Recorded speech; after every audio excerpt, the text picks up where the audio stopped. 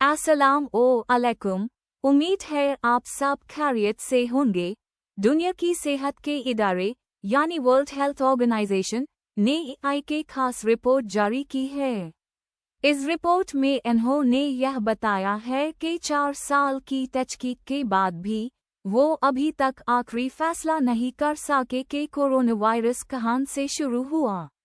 उनका कहना है कि सारी बातें अभी भी सामने हैं।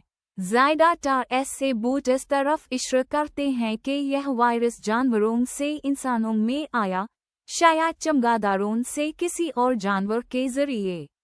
लेकिन वो इस बात को भी माना नहीं कर सकते कि शायद यह वुहान शहर की किसी लैबोरेटरी से गलती से बाहर आ गया हो।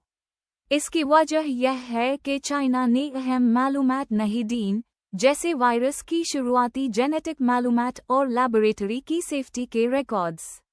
आपको यह भी बताता चलूं कि ऐसी बीमारियां जो जानवरों से इंसानों में फैलती हैं, उन्हें ज़ूनोटिक कहा जाता है।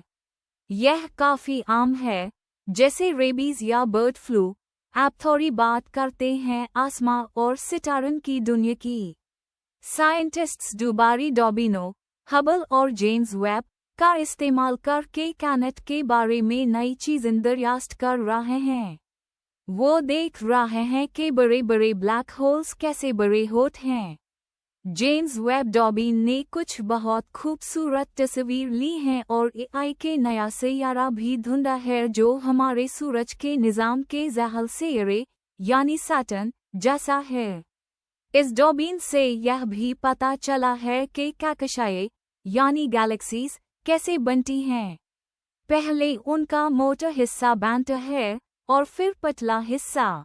साइंसदानों ने छोटी छोटी 83 गैलेक्सियाँ भी देखी हैं जिन्होंने प्लैनेट के शुरू के दौर में रोशनी फैलाने में मदद की थी। नासा का जूनो मिशन जुपिटर यानी मुश्तरी सैयारे की तस्वीर भेज रहा है, जिससे वहां के तूफानों को समझने में मदद मिल रही है। इंटरनेशनल स्पेस स्टेशन से भी ज़मीन के दरियाओं और चांद की दिलकश तस्वीर ली गई हैं। यहाँ AI के दिलचस्प बात यह है कि जब हम कहते हैं कि कोई चीज़ इतने लाइट ईयर्स दूर है, तो इसका मतलब है कि रोशनी को वहां से हम तक पहुँचने में इतने साल लगते हैं। तो हम असल में इस चीज़ को माजी में देख रहे होते हैं। आप काला यानी स्पेस के सफ़ा की कुछ खबरें। पैगी विटसन, जो AI के रिकॉर्ड होल्डर खातून है जिन्होंने सबसे ज़्यादा वक्त काला में गुजरा है, AI के नए मिशन पर जा रही हैं। यह उनका इंटरनेशनल स्पेस स्टेशन का 5वां सफ़ा है। उनके साथ पोलैंड और हंगरी के कालाबाज भी हैं। इसी मिशन में शुभांशु शुक्ला जमीन के गर्द चक्कर लगाने वाले 634वां इंसान बन गए हैं। आगे की बात यह है कि 2030 तक इंटरनेशनल स्पेस स्टेशन की जगह AI के नया स्टेशन बनाया जाएगा, जिसका नाम एक्सियम स्पेस स्टेशन होगा। माहिरीन का कहना है कि जल्द ही चांद पर इंसानी मिशन इतने आम हो जाएंगे जैसे आजकल सैटेलाइट भेजना आम है। एक यूनिवर्सिटी की रिसर्च में AI के बहुत दिलचस्प बात सामने आई है। जिन लोगों का ज़हनी सलाहियत का स्कोर यानी IQ ज़्यादा होता है, वो आने वाले वक्त के बारे में बेहतर अंदाज़ा लगा सकते हैं। इस सलाहियत की वजह से वो बेहतर फाइल करते हैं और उनकी ज़िंदगी में गलतियाँ कम होती हैं। रिसर्च के मुताबिक इसकी वजह यह नहीं कि वो रिस्क लेते हैं, बल्कि यह है कि वो हालात का सही जायजा लेते हैं। ब्रिटिश साइंसदान AI के बड़े प्रोजेक्ट पर काम कर रहे हैं। वो इंसानी DNA को लैबोरेटरी में शुरू से बनाने के तरीके तैयार कर रहे हैं। DNA वो चीज़ है जो हमारे जिस्म की सारी मालूमात रखती है, जैसे हमारी आँखों का रंग क्या होगा। अब AI के मौसम की खबर। चिली के अटाकामा रेगिस्तान में बर्फबारी हुई है, जो दुनिया का सबसे खुश्क इलाका है। वहाँ 10 साल बाद बर्फ गिरी है और ज़मीन के बारे में AI के और अहम दरियाफ्त यह हुई है कि कनाडा में ज़मीन की अब तक की सबसे पुरानी चट्टानें मिली हैं। यह चट्टानें 4 अरब साल से भी ज़्यादा पुरानी हैं, और इससे एक पुराना तनाज़ा भी हल हो गया है कि इनकी असल उम्र कितनी है। सेहत के शोबे में भी कुछ ऐसी खबरें हैं, खासकर कैंसर के इलाज में। AI यानी मस्नूई ज़हनियत की मदद से AI के ऐसी दवा बनाई गई है जो ट्यूमर को बढ़ने से रोकती है। इसके अलावा कुछ पुरानी दवाइयाँ जो पहले की रोग के लिए इस्तेमाल होती थीं, अब कैंसर के इलाज में भी फायदेमंद साबित हो रही हैं।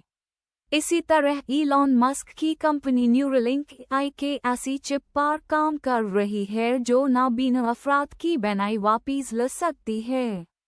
इस चिप का नाम ब्लाइंड साइट है।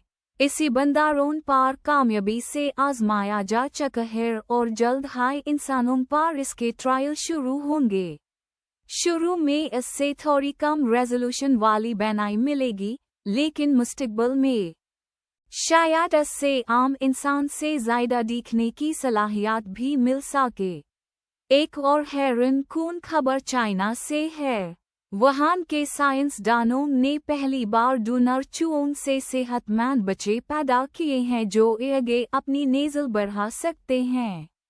इस तजुर्बे से यह साबित होता है कि बच्चे की पैदाइश के लिए अंडे यानी एग की ज़रूरत नहीं, बल्कि जेनेटिक मालूमात असल चीज़ है। लेकिन इंसानों पर इसका इस्तेमाल अभी बहुत दौर की बात है। फ्लैट AI के अफसोसनाक खबर। एक मशहूर सोशल मीडिया शख्सियत टाना मार्टिन 30 साल की उम्र में कैंसर से इंतकाल कर गए। इन्होंने अपनी बीमारी का सफ़ा ऑनलाइन लोगों के साथ शेयर किया था। इंतकाल से कुछ अरसा पहले उनकी AI के बेटी भी पैदा हुई थी। आखिर में AI के कंपनी के मुतालिक खबर। कोलगेट पामोलिव कंपनी ब्राज़ील में अपनी AI के खास टूथपेस्ट कोलगेट टोटल को हमेशा के लिए बैन कर रही है। यह फैसला लोगों की बहुत ज़्यादा शिकायत के बाद किया गया है। यह थी आज की कुछ अहम और दिलचस्प खबरें। अपना बहुत ख्याल रखिएगा।